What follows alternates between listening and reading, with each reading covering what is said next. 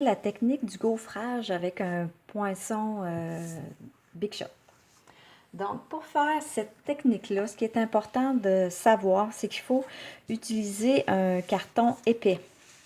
Le murmure blanc ordinaire, conventionnel, fonctionnerait un petit peu moins bien parce qu'il n'est pas assez épais. Là, ça chercherait peut-être le poinçon chercherait à découper le carton au lieu de venir le gaufrer. Donc, on peut utiliser le murmure blanc épais ou le carton, le papier aquarelle ou les cartons Stampin' Up. Tous les cartons Stampin' Up de couleur font aussi parce qu'ils sont plus épais. Ou bien celui-là que moi j'ai utilisé aujourd'hui. Celui-là, c'est le blanc miroitant. Il est plus épais aussi que le murmure blanc conventionnel. Donc, il fait pour cette technique-là. Donc, la première étape, ça va être de venir faire l'arrière-plan. Pour l'arrière-plan, moi, j'ai utilisé le jeu d'étampes Tiens bon. Il s'en va, il est presque parti là, du catalogue annuel. Et aussi, j'ai utilisé le lot palette de pétales qui est dans le catalogue occasion, à la page 23. Donc, j'ai utilisé le souhait, j'ai utilisé le petit merci et puis la fleur avec sa découpe. Et puis, c'est sûr aussi, j'ai pris les poinçons Thinlits pour faire la carte. Donc, en premier, je commence par par étamper mon arrière-plan. J'ai utilisé l'encre riche raisin. Et je vais venir l'appliquer. Je ne voulais pas l'avoir trop foncé sur ma carte en arrière-plan. Donc, j'ai pris la troisième impression de mon étampe. Fait que je mets une fois sur mon papier brouillon. J'étampe une deuxième fois encore sur le brouillon. Et la troisième fois, ben là, c'est la bonne. Si je viens la mettre sur mon carton. Je prends le temps d'appuyer partout pour que l'encre soit bien étampée. OK, fait que ça, un coup que c'est fait, je peux le mettre de côté. Et je vais venir vous montrer la technique vraiment là, du gaufrage. Donc, j'ai mon poinçon ici. Je le tourne du côté coupant face à moi. Avec mon encre couleur café, je vais venir ancrer le côté coupant. Comme ça. On en met partout. Comme ça, c'est correct. Il n'y a pas de presse là, pour continuer la technique. L'encre, ça ne séchera pas. C'est de l'encre à base d'eau sur du métal. Donc, il n'y a vraiment pas de presse à venir continuer la technique. Je peux venir sortir ma Big Shot puis vous montrer le reste sans problème. Donc, pour créer le gaufrage, j'ai besoin de la Big Shot, bien sûr. Je prends la plateforme qui arrive avec la Big Shot. Habituellement, elle arrive avec la base épaisse, puis avec un autre petit morceau, là, une autre petite épaisseur. Celle-là, on n'en aura pas besoin. On a besoin seulement de la plateforme épaisse. Ensuite de ça, je viens placer mon premier étage. Le premier étage de mon sandwich Big Shot, ça se trouve à être une planche de coupe. Un tapis de coupe. Après ça, j'utilise, c'est l'objet qu'il faut avoir pour créer cet effet-là de gaufrage. C'est le tapis en silicone. Le tapis en silicone, il est vendu dans le catalogue Stampin' Up. Je l'utilise beaucoup, là, comme vous voyez, je m'en sers pour plein d'affaires.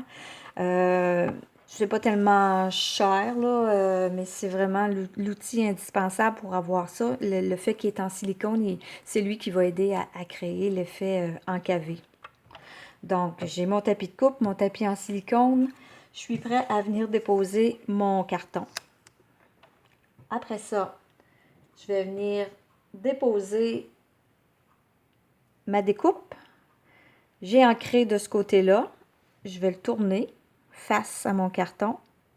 Puis je vais venir le mettre en place. Et là, on le laisse tomber. On y touche plus parce que là, il y a de l'encre dessus. Donc, si je le fais glisser sur mon carton, ben je risque d'avoir des petites bavures. Après ça, prochaine étape de mon sandwich, c'est le deuxième tapis de coupe que je viens placer. Wow, mon carton, il y avait de la statique. Il a décidé de bouger. On va voir le résultat que ça va donner. Après ça, il manque un tout petit peu d'épaisseur pour réaliser vraiment l'effet gaufré. Ce que j'ai fait, c'est que j'ai ajouté tout simplement, je me suis coupé 2 morceaux de carton murmure blanc ordinaire, là, standard, là, pas les épais, là, les autres. J'en ai 2 épaisseurs. Je les mets un par-dessus l'autre. Je les mets par-dessus tout ça. Et on passe le sandwich Big Shot.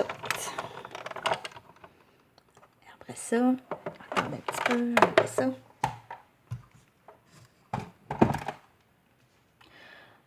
On enlève tout ça. Et là, on va voir ce que ça va avoir donné comme résultat. Ah, ben c'est bon. On le voit même pas que ça a bougé. Fait que c'est ça que ça nous donne. C'est vraiment là l'effet, comment je pourrais dire, encavé. L'encre est allée se déposer dans le fond, puis en même temps, ça l'a gaufré, ça l'a un petit peu surélevé.